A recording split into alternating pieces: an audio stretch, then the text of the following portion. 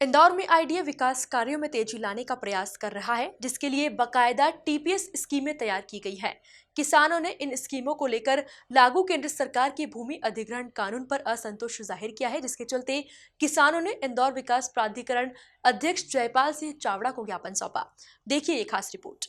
किसानों ने गुरुवार को आईडीए दफ्तर पहुंचकर नई टीपीएस स्कीमों को लेकर अपनी राय जाहिर की। इस दौरान किसानों के प्रतिनिधि मंडल ने बीजेपी के जिला अध्यक्ष डॉक्टर राजेश सोनकर और मुकेश राजावत के नेतृत्व में आईडीए अध्यक्ष जयपाल सिंह चावड़ा और सीईओ विवेक श्रोत्रिय को इन स्कीमों की राह में आने वाले अवरोधों से भी वाकिफ करवाया।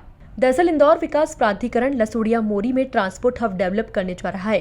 टीपीएस 8 के नाम से बाईपास आरंडिया से लगाकर लसुड़िया मोरी, केलोदाला, शक्करखेड़ी, पानगढ़ और भांगिया तक MR12 बनने जा रहा है। इसमें पूर्व में इंदौर विकास प्राधिकरण 30 से 35% विकसित जमीन देती थी, लेकिन अब जो आईडीए जमीन दे रहा है उस पर जमीन मालिक को डेवलपमेंट करना होगा, जिसके विरोध में किसान उतर आए हैं। उन्होंने आईडीए अध्यक्ष जयपाल सिंह चावड़ा को ज्ञापन सौंपकर उचित कार्रवाई की मांग की है।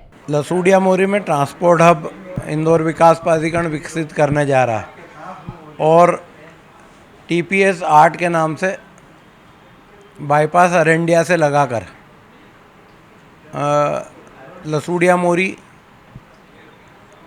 केलोधाला, सकरखेड़ी, भानगढ़, भांगिया से कुमेड़ी, उज्जैन रोड तक, भवरासला तक टीपीएस 8 के रूप में MR12 बनाने जा रहा है। उसमें पूर्व में इंदौर विकास प्राधिकरण भागीदारी के रूप में 30 से 35% विकसित ज़मीन देती थी। अब इनके अध्यक्ष जी का और सीईओ इंदौर विकास प्राधिकरण का कहना है क्या हमने हमारी जो लैंड पूलिंग एक्ट कानून के तहत टीपीएस के नाम पे जो ज़मीन ली जा रही है उसमें मुआवजा देने का भी कोई वो नहीं है, प्रावधान है। साथ ही किसानों को जो आधी ज़मीन ले रहे हैं, अगर किसी किसान की 10 बीघे ज़मीन है तो 5 बीघे ज़मीन वो इंदौर विकास प्राधिकरण लेता है, तो 5 बीघे ज़मीन जो बचेगी उसमें उसको पुनः अनुमतियाँ लेना पड़ेगी, ड्रेनेज डालना पड़ेगी, बिजली की लाइन डालना पड़ेगी, सड़क डालना पड़ेगी। तो हमारा आग्रह है कि पूर्व में जो था ऐसा विकसित करके किसानों को ज़मीन दी जाए। और मेरी ज़मीन टीपीएस 8 में आ रही है। मेरा एक ही कहना है प्राधिकरण से कि जो ये परसेंटेज दे रहे हैं 50% का बोल रहे हैं, पर ये 5% उसमें गार्डन एरिया बड़े जो प्लाट होंगे, जैसे आज मेरी 12 एकड़ ज़मीन है तो उसमें 6 एकड़ ये ले लेंगे, तो 6 एकड़ पे मुझे अगर विकसित करना पड़ेगी कॉलोनी तो 5 एकड़, जैसे 6 एकड़ में से 5% वो गार्डन एरिया चला जाएगा 5%, तो बचेगी 45% एरिया। 45% में मुझे फिर ड्रेनेज, रोड, अप्रोच रोड और लाइट के लिए, ड्रेनेज के लिए सब चीज़ें सुविधा करना पड़ेगी। तो उसमें से मुझे क्या पड़ेगा, 30% ही प्लाट मिलेगा। तो ये बात कर रहे हैं 50% की और मुझे मिल रहा है 30%, तो ये गुमराह कर रहे हैं। अभी विचार करेंगे और देखेंगे आगे की क्या प्रक्रिया करेंगे, उसके लिए हम विचार कर रहे हैं।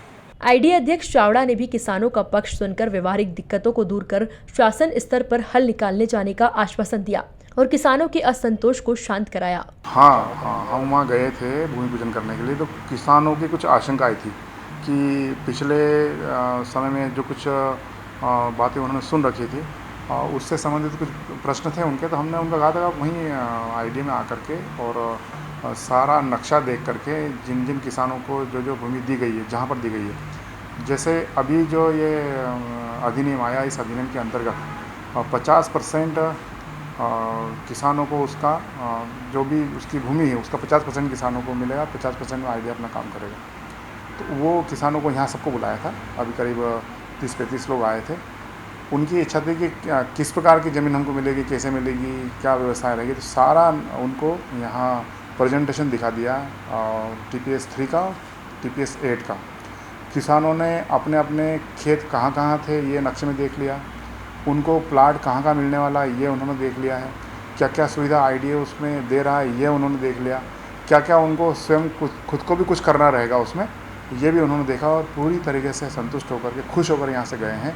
ये प्राधिकरण की उपलब्धि है पिछले दिनों जितने भी कुल मिलाकर किसानों की मांग पर आईडीए प्रबंधन ने शासन से चर्चा करने की बात कही है। साथ ही उन्होंने किसानों को उचित न्याय दिलाने का वादा भी किया है। देखना लाजमी होगा कि किस तरह किसानों को संतुष्ट कर आईडीए अब किसान हितैषी कदम भी आगे बढ़ाता है। Bureau report, MP news, Indore.